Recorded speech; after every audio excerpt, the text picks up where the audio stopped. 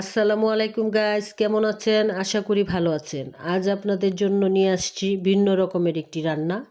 একটি পরিচিত মাছ, যে মাছটা আমরা অনেকেই পছন্দ করি না, পাঙ্গাস মাছ। সেই মাছটা একটু ভিন্ন রকম স্বাদে, যেন সবাই খেতে চায় এবং সবাই পছন্দ করে, ঠিক এইভাবেই রান্নাটা নিয়ে আসছি। আজ আমাদের রান্নাটা করেছে আমাদের জোনাকি।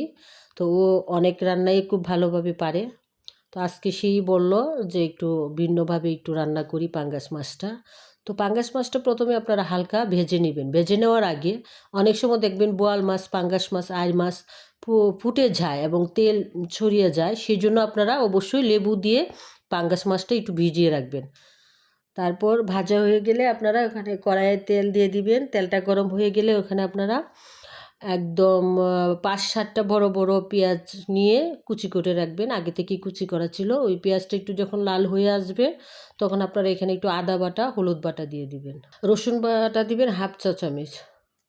আচ্ছা, রসুন, আদা একটু যখন লালচে হয়ে আসবে, তখন এখানে দিয়ে দিবেন হলুদের গুঁড়ো, মরিচের গুঁড়ো এবং ধনিয়া গুঁড়ো, জিরের গুঁড়ো এবং অল্প একদম 1/2 চা চামচ দিয়ে দিবেন গোয়ামুড়ি, যেটাকে মিষ্টি জিরা বলা হয়। লবণ দিয়ে দিবেন স্বাদ মতো। এবং মাংসর মতোই ঠিক মাছের মশলাটাকে ভালোভাবে কষিয়ে নেবেন। আমরা যেভাবে মাংস রান্না করার আগে মশলাটা কষিয়ে নিই, ঠিক এইভাবে পাঙ্গাস মাছটা রান্না করার আগে মশলাটাকে ভালো করে কষিয়ে নেবেন। যখন একটু হালকা একটু পানি দিয়ে নেবেন, দিয়ে ঢাকনা দিয়ে ঢেকে নেবেন। যখন মশলার উপরে তেলটা বেশি উঠবে, তখন বুঝবেন মশলাটা কষানো হয়ে গেছে। তো মশলাটা আমার প্রায় কষানো হয়ে গেছে। দেখেন তেলটা উপর দিকে উঠে এসছে এবং কালারটাও খুব সুন্দর আসছে। আমি একটু ঝাল বেশি পছন্দ করি, আর পাঙ্গাস মাছে একটু ঝালটা বেশি দিলেই ভালো লাগে। এখন আমি দিয়ে দিব 1 কাপের মতো আমি ব্লেন্ড করে রাখা টমেটো রস।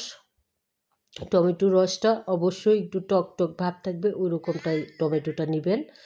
এটা আমার গাছের টমেটো, আরেকদিন আপনাদেরকে দেখাবো আমার গাছগুলো।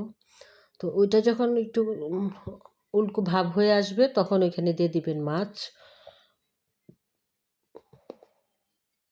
মাছটা দেওয়ার পরে আপনারা অবশ্যই জল দিয়ে দিবেন। জলটা দিয়ে মাছটাকে 10 মিনিটের মতো রান্না করবেন, ঢাকনা দিয়ে ঢেকে দিবেন।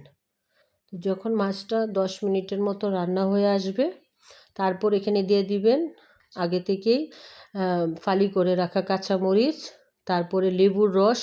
অবশ্যই এটা একটু স্পেশাল, লেবুর রস, এবং আপনারা দিয়ে দিবেন ধনিয়া পাতা। এই ধনিয়া পাতাটা হচ্ছে আমাদের ব্যালকনিতে চাষ করা।